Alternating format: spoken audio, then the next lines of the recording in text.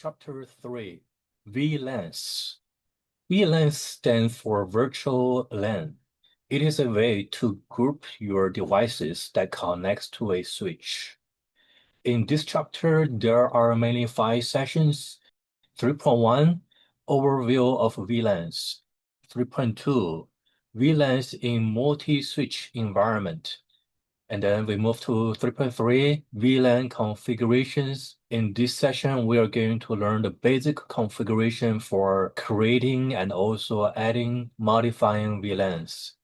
3.4 is about VLAN trunks.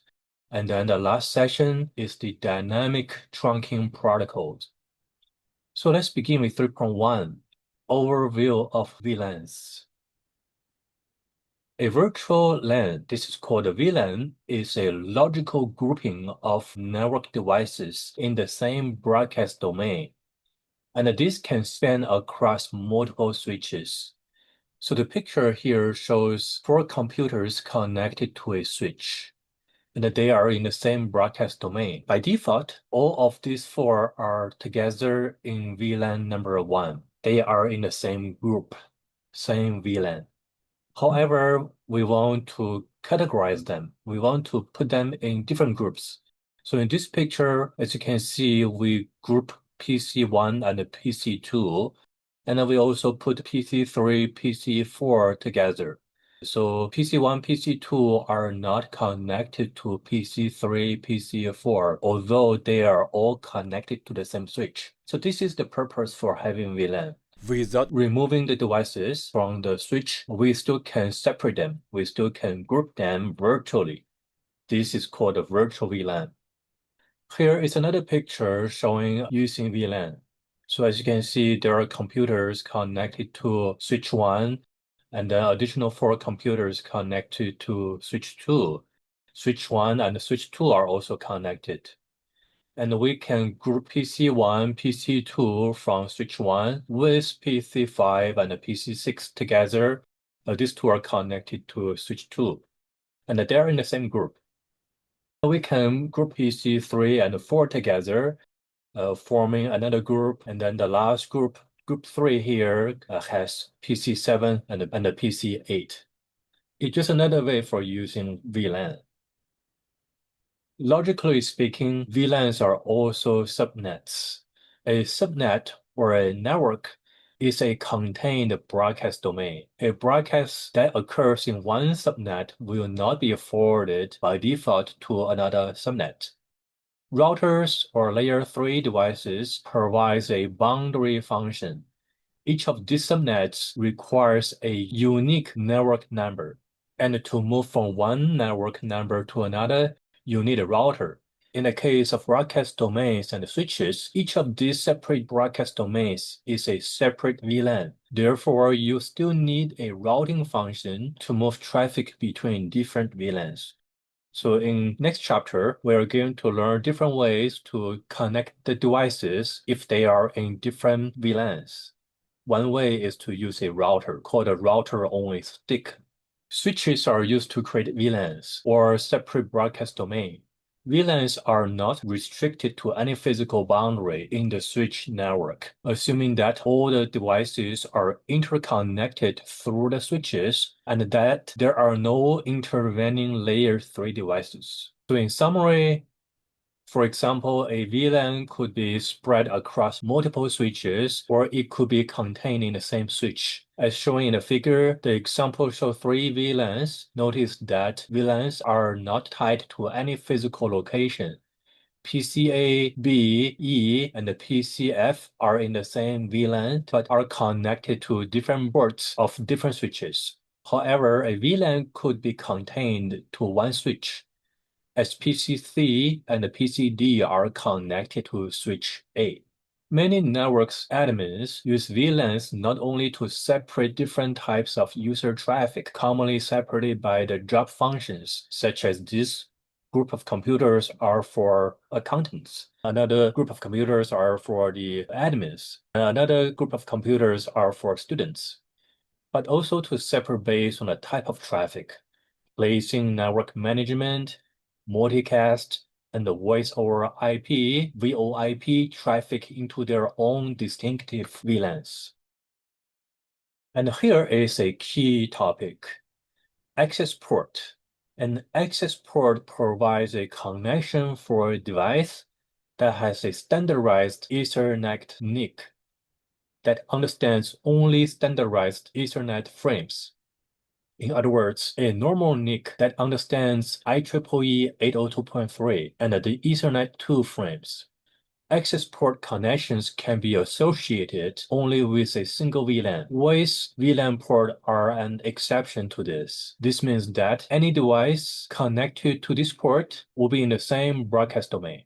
For example, if 10 users are connected to a hub and you plug the hub into an access port interface on a switch, then all these users will belong to the same VLAN that is associated with the same switch port. If you want 5 users on the hub to belong to one VLAN and the other 5 to a different VLAN, you will need to purchase an additional hub and plug each hub into a different switch port. Then on the switch, you will need to configure each of these ports with the correct VLAN identifier. This picture shows the VLAN are logically divided based on the job functionalities. VLANs are logical connections with their similar devices. So placing devices into various VLANs have the following characteristics: provide a segmentation of various groups of devices on the same switch, provide an organization that is more manageable. Broadcast, multicast, and unicast are isolated in the individual VLAN.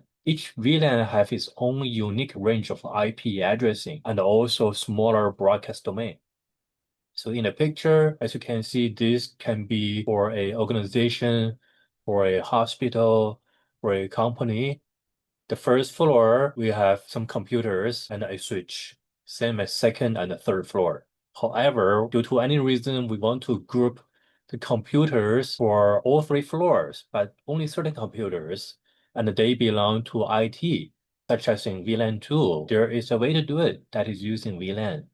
So the first computer of each floor, in this case, in this illustration, are virtually grouped together, and they belong to VLAN 2 for IT. Some computers for each floor are grouped together, go to VLAN 3, they are for HR. And then we have some computers per floor for all floors grouped together belong to VLAN 4. They are for the sales departments. They are not tied or constrained by the physical location. We still can group them based on the types of devices or the jobs, the roles. Here is just another example for using VLAN. As you can see, we have 3 switches. The switch on the top that connect to a router. On one side, we have PC1. On the right-hand side, on the top, we have PC4. Although they are connected to different switches, one switch on the left, one switch on the right, they are in very different locations, but we still can group them together. They are the faculty computers. The second row, we have the student computers. The last row, the bottom row, we have the guest computers belong to VLAN 30. So here, this table shows the benefits for using VLAN. Smaller broadcast domain. So when we need to send the information from the source computer to the destination, it doesn't need to broadcast to too many devices. A smaller broadcast domain makes the network more efficient. Require less power will be wasted. Improve security. Only users in the same VLAN can communicate each other. Devices and users in separate VLAN cannot communicate to this VLAN unless we specially configure. Improve IT efficiency. VLANs can group devices with similar requirements, such as faculties and students. Reduce the cost.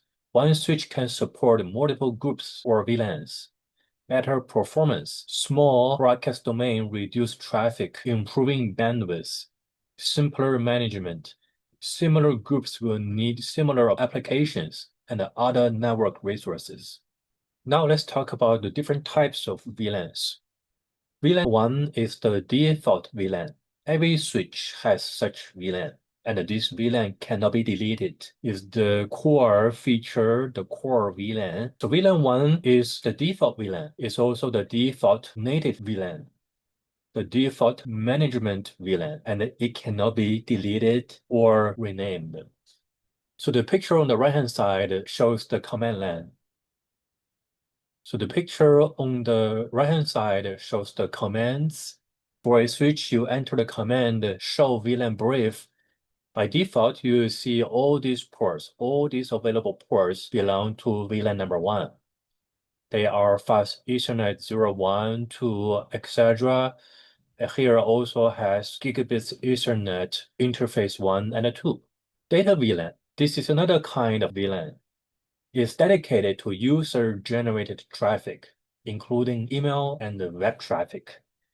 VLAN 1 is the default data VLAN because all the interfaces are assigned to this VLAN. Native VLAN. This is used for trunk links only.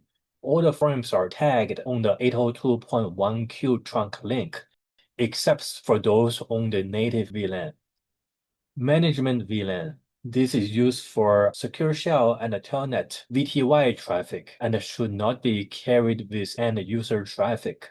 Typically, the VLAN that is the SVI for the layer 2 switch. We also have the voice VLAN. A separate VLAN is required because voice traffic requires following features: assured bandwidth, high QoS priority, that's the quality of service priority, ability to avoid congestion, delay less than 150 milliseconds from the source to the destination. The entire network must be designed to support voice. And the picture here on the right-hand side shows a simple structure for a network with VLAN. The voice VLAN supports voice over IP.